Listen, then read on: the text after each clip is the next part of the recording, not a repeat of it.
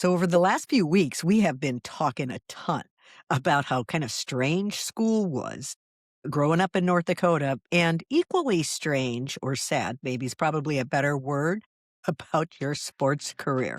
So, Minot High was our high school, but before high school, and we talked a lot the last time about our elementary school, right? But we had a junior high, which was seventh and eighth grade. There was no such thing as middle school. And then we had ninth and 10th grade at a central campus, which was totally separated, closed campus equals no fun. And then we had the high school. One of the other things that was really kind of fascinating, my graduating class was like 602 or 603 people, which I know some folks think that's the whole population of North Dakota in total, right? We went to the largest high school in the state of North Dakota. Minot High Mhm. is the biggest high school in the state of North Dakota. We went to that, and I think total enrollment was a couple thousand. So every class had, 5, 6, 700 students. That's a lot of people to be graduating with. You're the biggest high school in the state of North Dakota. By the way, I also got to mention, I love our nickname at Minot High. I've always liked the magicians, the magi, kind of unique. A lot of high schools around the country have a generic name, the bulldogs or whatever they might be called. And guess what? There's 1,000 schools that have that nickname. Minot High, we kind of had our own unique nickname with the magi and the magicians. Very cool, I thought. Yeah, we did, except for girls, it kind of sucked because it was the Majettes, right? And nobody wants to be a Majette. I'm like, what is that? Is that like some baton twirling thing? Like, I don't want any part of that. That's a little magician. Yeah, it's a baby. All right. It's a Majette. All right. I Hey, but know. You Judy, probably forgot that. no, I didn't forget that because I actually still watch Minot High basketball. In fact, the girls' team won the state championship, so I did watch the Majettes this year. So well in tune with what they call that. And one day we'll talk about Minot State because same thing with Minot State, Beavers nickname, and then the women's team called the Lady Beavers. And when they took on Dickinson State, that was a weird matchup. The Lady Beavers taking on Dickey State tonight in a big matchup in college women's basketball. Just not right. It's a true story. They weren't the Dickies, though. I shortened Dickinson to just okay. the Dickey State, which I don't think it was. I don't think it was ever called Dickey State. Okay. All right. Just wanted to clarify. I want to direct us back. I know we talked about Perkett and elementary school a lot the other day. I want to direct us back there for a little bit because there were a couple of stories that we didn't hit on that fall under that strange category and even stranger category. And the reason we're doing this second podcast about the School of Strange is we got to talk about Perkett and the field trips that we went on. And people are going to hear this or, see this now or field trips that we went on and go, oh my gosh, I can't believe. In fact, I've told it to a couple of people that, hey, we went on these field trips and we'll get into it in a second. And they're like, holy cow. And, our school didn't do that. And, certainly nowadays, nobody's doing anything like that. But our school at Perkett, again, we talked about the paper skirts and kind of some of the weird stuff that happened to us back then. But when it was field trip time, we went and took some crazy field trips. In fact, did your class, because our class, and I don't know, maybe we went together, we went on that field trip up to Dunseith. We didn't go on a field trip to Dunseith, and nope, I didn't. In fact, my crazy field trip wasn't until a little bit later. We'll get into I guess we both have crazy field trips. We do. So our class, and I can't remember what grade we were in. I'm guessing it had to have been like 5th or maybe 6th grade. But we went up to a field trip, Judy. I kid you not. Sand Haven in Dunseith, which was the asylum. I have to tread lightly here because I'm not sure, what's politically correct in regards to what that's called now. In fact, I don't even know if that facility's around anymore, if it's been closed for years, but it was where the crazy people went and, the people that were challenged and had issues and stuff like that back in the day. And, and that's no secret that, in America back then in the 60s and 70s, they had places that these people went. And I hate to even say these people because. No, but at that time, that was a thing, right? So they put people that were mentally challenged in institutions. And that institution was in Dunseith, which is kind of interesting that you say that because I thought Dunseith was a city that's in a reservation, right? So the asylum, it was on the reservation? I don't remember going onto the reservation. We went on that field trip. It was where we went up there. And again, I don't know if it was 5th or 6th grade, but we went and toured that facility. And it was this scary looking like kind of what you see in the movies with stories again from the 50s, 60s, and 70s with these facilities. And it's dark and scary. And I remember we went in, and I don't remember exactly where we went, but we toured the hallways, and you could hear, I kid you not, people screaming like in a scary movie, and we're fifth and sixth graders walking down the hall wondering where we're going to play later or what we're doing after school. And we're in an asylum, and all of a sudden you just hear, "Wah!" And people just and you're wondering what's going on. Is it somebody trying to escape? Is it somebody being injected with something? Or Or is it being strapped down because they had right, people strapped down. right? Or are they screaming because they're looking at Perkett Elementary School kids rolling into the building and going, Probably. "We don't want anybody looking at us." Luckily, I did not go on that field trip, but in a related but unrelated story, I have to tell you, when I was a little kid, I snuck out of bed one time, and our mom and dad were watching some movie about one of those kind of institutions, and I was peeking out from beside from behind the couch trying to see what was going on in the movie, and the people, the patients, escaped.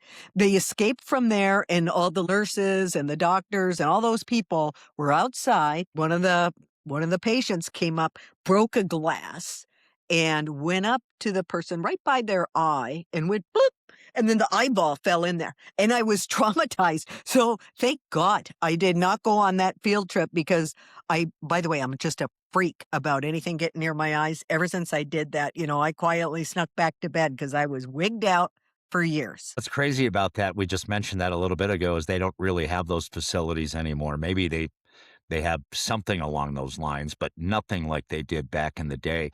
The fact that we went and toured it, because now you can't do that. Now they're not there.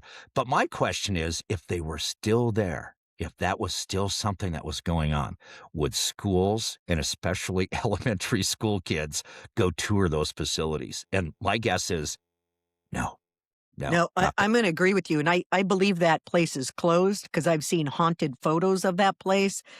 It's a scary place. And I think it transitioned multiple times into different things, but it was a state institution, was a freak show. And I probably will try to be a Tommy Topper later with a field trip that I went on. I think it was once I was in ninth grade, but I don't even have that because I think no field trip that I can ever remember going on in junior high. But that one, like I said, I'd still be in therapy over that. I think you forgot to share this story, and I don't know if it was out of shame or what your dealio was from the baseball story. Well, there's nothing shameful about my baseball story. It's just kind of weird because I was already kind of breaking the law back in the day, and not really, a law, but there was a rule, that you could only play on one baseball team. And we talked about that story that I played on that team over mainly of Perkett kids and Longfellow and some other different schools and stuff like that, and where I drilled the coach on the side of the head. And that was my 1-day, 5-minute tryout for catcher deal.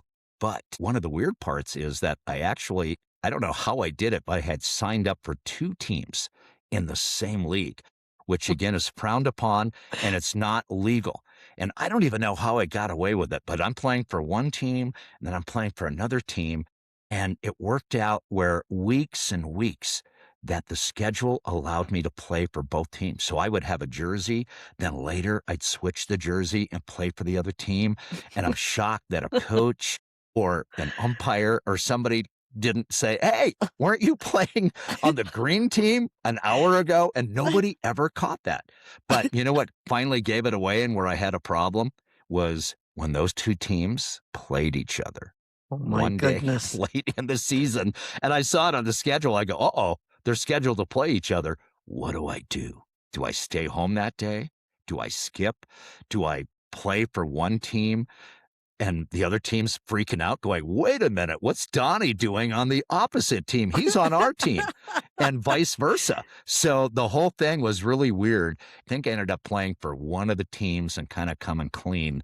And then that was how I kind of finished out the year, was with the one team. But kind of a weird situation where, again, I don't know how I got myself in that position, but playing for 2 different teams, same league. Can you imagine John Elway playing for the Broncos and then also playing for the Colts? And then they end up playing each other, and it's like, wait a minute, who do I play for? The NFL doesn't allow it. Guess what? Little League and Minot doesn't allow it either. Hey, by the way, if you guys have any photos of anything, any crazy field trips, any crazy sports stories you want to share, please send those to us at hello@storiesfromthemiddleofnowhere.com, and we'll be happy to put them up on our Facebook and Instagram pages. So thank you for sending those in advance. One of the things that I remember, and I'm going to kind of jump right over junior high, and I have to go to when I went to Central Campus. And I was in ninth grade because it was crazy then. You got to pick your classes.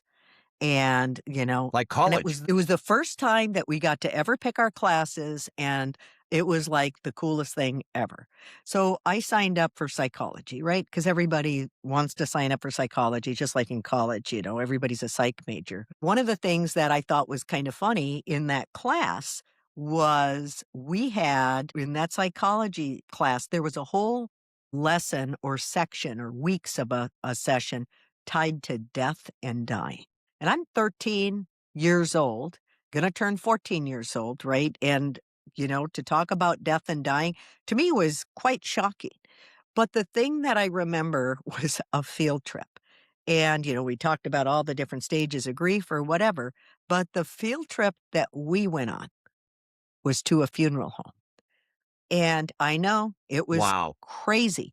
Was we went, Friday, we're going to the funeral home in town and we're going to go tour the funeral home. And you would think that it's just the funeral home. Let's go meet I don't know who the guy is that takes everybody, it takes things in, but you see the coffins, you see this. And by the way, there was a viewing while we had this field trip. So you can see that kind of off in the distance and you hear, people looking at stuff in the background, but that wasn't the part that freaked me out. You would think it was, but that wasn't the part that freaked me out. The part that freaked me out was we went to the basement. And in the basement, and by the way, nobody ever wants to go to the basement of a funeral home. I mean, not ever. They had the embalming room. And we went in the embalming room. And you want to talk about being, the impression of seeing the embalming room. It was one of those scenes that you would just never forget. They had the stainless steel table, all the tubes. I mean, nobody was in there, but still, you know what I mean? All the tubes, whatever. And then whenever anybody died after that in my whole life, I envisioned them on that embalming table. Even pets. I'm like, are they going to be embalmed too? So it was just crazy. It stuck with me. Then I'll see like a Criminal Minds. I'll see the embalming room. It's nuts that that's where we went on a field trip. That blows my mind, and I'm now stuck in my head is this vision of the guy or whoever was dead there, then they're having the viewing, and all of a sudden this field trip comes through, and the relatives of this dead guy are probably going, "Oh my god, Marv was way more popular than we thought. Look, there's Yeah. 30 or 40 people rolling in to check it Totally. out." And by the way, the embalming room, we weren't down there for like 5 minutes or whatever. They were explaining what everything was. And I remember it reeked of formaldehyde. Ugh. So again, one of those things you could almost taste. But yeah, that was kind of my creepy field trip. So again, just a little unusual for school.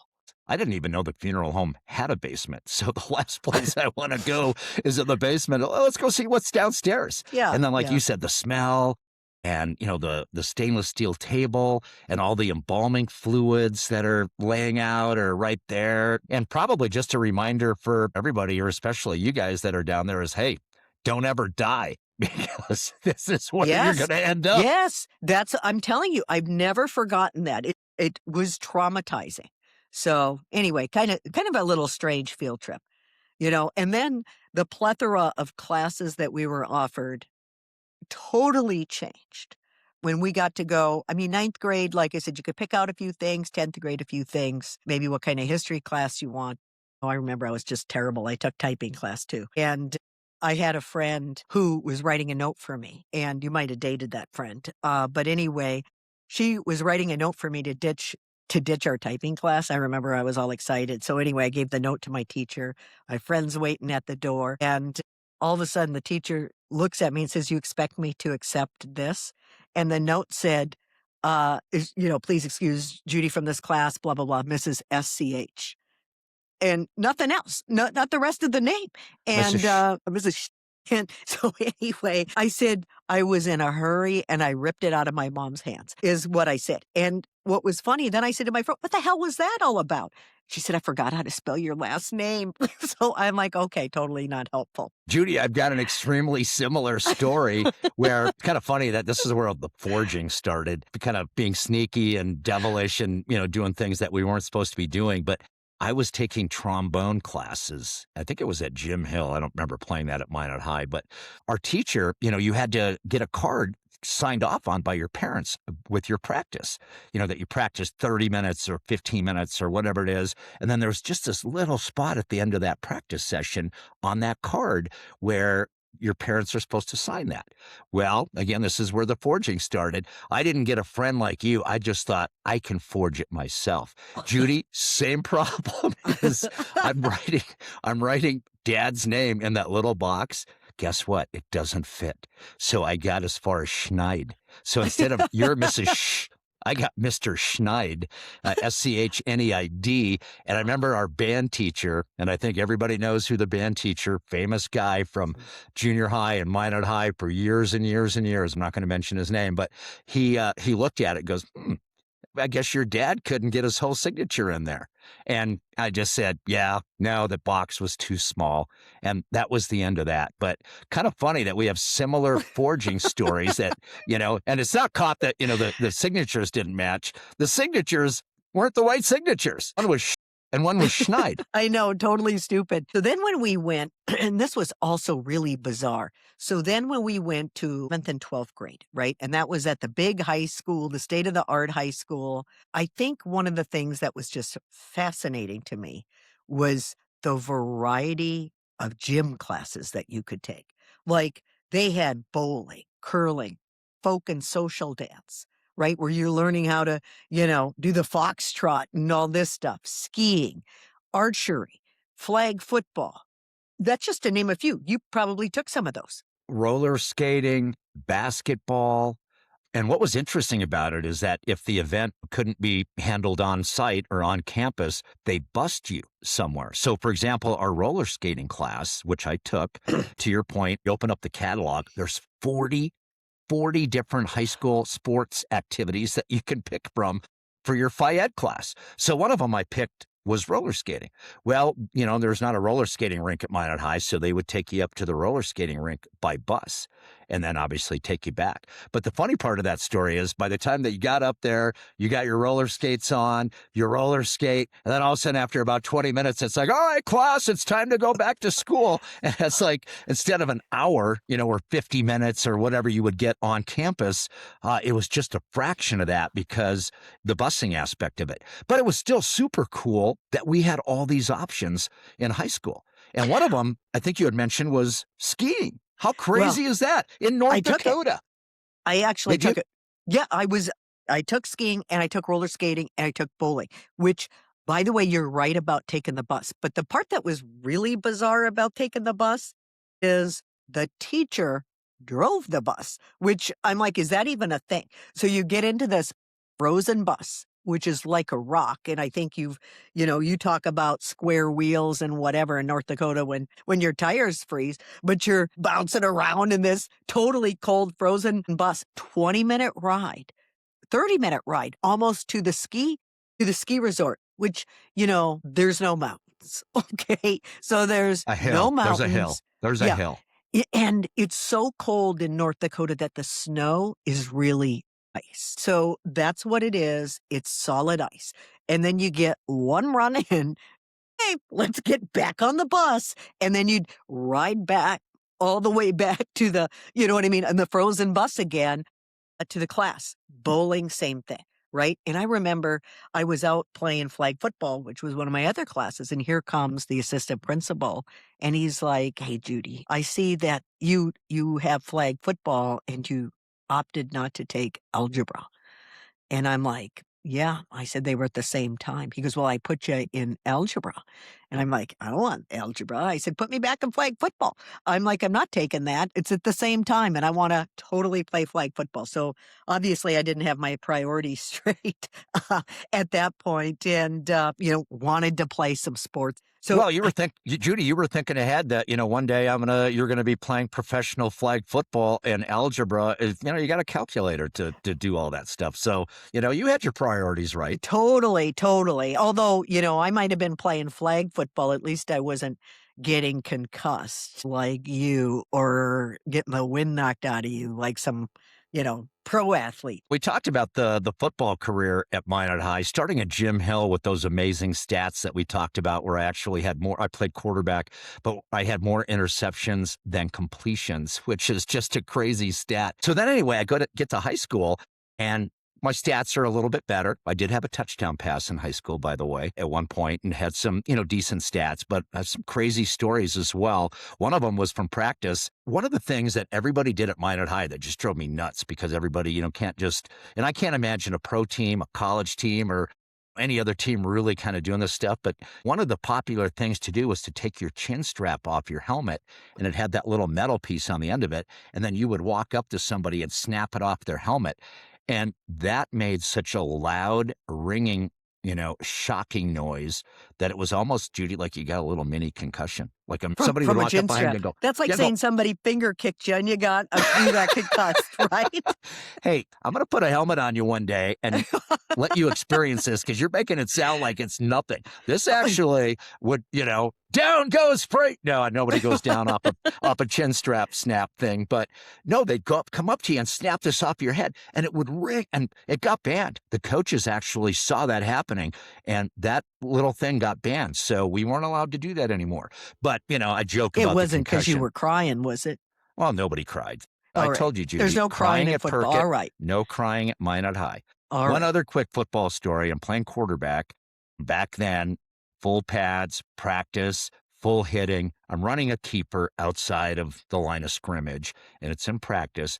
And a blitzing linebacker, I won't mention, I'll give you his first name, Jimmy, comes blitzing in and drops me. I mean, buries me, blindsides me.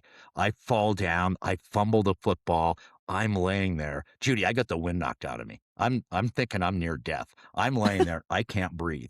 So one of the coaches comes up, and I didn't know this was even a thing. One of the coaches would come over and grab me by my belt, or my pants, and start kind of just jerking me up off the ground and going, breathe, breathe, breathe. And I'm just going, I got like, and suck nothing. And then right after that, I get up and I'm like wobbling around, and the coach, this is the first time at Minot High practice, goes and gets a red mesh jersey and puts it on me and says, no more hitting Schneider. Oh my So, goodness. because, hey, in NFL training camps, NFL practices, you're not allowed to hit the quarterback. Why would that be different at Minot High? That's true, but, must have been quite a sight for people to see, getting pulled up by your pants. Well, talk about earning the respect of your teammates going through something like that. No respect earned that day. It was more like, wow, look at Schneider, folding like a cheap suit. But I did get hit. That was the heart. I still talk about it. In fact, I saw this guy at one of our reunions, and I said, that's the hardest hit I ever got in football. Huh. And again, knocked the wind out of me, thought it was going to kill me. And all I remember the coach was saying, breathe. And then wearing a red jersey after that and going, woohoo. Judy, one more thing I want to talk about from the high school days. I don't know if you ever ran for office, student council at Jim Hill or Minot High. I did. And I remember the first year I ran, I got beat. I think it was ninth grade and, wanted to be popular and run for student council and got my butt kicked in the election. Well, I learned a little bit of a lesson because I ran again my sophomore year and I won my election. In fact, I got more votes in that election than anybody else did that was running for any other office. You want to know how I got that? My speech that I gave in front of the whole gym of the whole class. And back then I was a good communicator. I announced your powder puff football game and was kind of the class announcer. So my speech that I give in front of the whole class, I promise that if I win the election, we're going to have a keg tonight at the Grove. The crowd went berserk. Everybody started cheering. I said, if I win this election, this is my election promise. If I win this election, we're going to have a kegger tonight at the Grove, which is one of the outskirts of town party places that we had. But right after that, I remember walking in the hallway by myself, and I got stopped by the principal. We all know the principal of Minot High back in the day. I think his nickname was the Silver Fox, Fuck. or, Yes. is that what it Yeah, was? he was a weirdo. But by the way, imagine that dude on roller skates. But go ahead. He stopped me in the hallway and said, very, very sneaky, Schneider. Very sneaky. That's all he said. And then Then I won the election. And guess what? We had a party. We had a kegger at the Grove that night, a little victory celebration. So, Wow. one other story from Central Campus. This is about getting in trouble and doing bad things. Back then is when I first started kind of exploring with smoking. So anyway, I'm smoking at Central Campus outside, sneaking it or whatever. Well, I thought it would be funny one day, Judy, to bring in 100-pack of Black Cat firecrackers. And I brought him into Central Campus in one of the bathrooms. I hid it behind the toilet. And then I put a cigarette. I wrapped like the Donny bomber. I wrapped the fuse around the end of the cigarette, lit the cigarette so it takes a while to burn. So I set this all up behind one of the toilets in the boys' bathroom. I go back, sit in class. Well, about 5 minutes later, I'm sitting in class, enjoying myself, listening to the teacher lecture, and all of a sudden, massive explosion, gunfire. Sounds like in the hallway. Everybody freaks out. Fire alarm goes off. This is a massive thing. And they're going to investigate this and try to find out, oh my God, who set these firecrackers off in the school bathroom? Well, this is a classic story where somebody gets caught because guess what? They can't keep it to themselves. So, you're talking about it or whatever. Well, Judy, it was about a week later where the principal calls me in his office, and I'm ashamed. This is the one thing I'm ashamed about, I guess, thinking back on it, because he said to me, Just the hey, one? okay, no, okay. No, there's more. The one I'm going to admit to. The principal says to me, hey, listen, word is that you set off those firecrackers in the bathroom, but I'm going to take your word for it right now if you tell me it wasn't you. Well, again, ashamed to say it wasn't me. And he let Well, me walk. why would you say it, right? I I know. mean, come on. Who would say that? I'm going to say 10, maybe 9 out of 10 people would probably be exactly the same way. But you were kind of a moron for telling other people that it was you, but you wanted the credit to be cool. It's not being able to keep it to yourself and Yeah. telling a couple people, and then the word gets out. This was actually a big deal at Central at that time, and they were investigating it and trying to find out who did that. They found the guy, but I didn't admit to it, and they let me go. So, again, not proud of that, but a couple of Central Campus stories that kind of show the shady side. Again, from promising a kegger for winning the election to setting off firecrackers in the bathroom. And again, just being, not only a class clown, but a school disruptor, if you Well, will. yeah, by the way, today you could not do that with like school shootings, whatever. I mean, it was frowned Get upon then, expelled. but Judy would that's get expelled. exactly right. Yeah, your school days would be over. Welcome to homeschooling, So that's what that would be. Wow. I didn't know you did that. Judy, we did a lot of crazy things in school. School is strange, bad stuff. And I think we revealed a little bit about us during our school years, but that also translated to doing bad stuff at home. It sure did. And boy, when we were unattended, did we do bad stuff.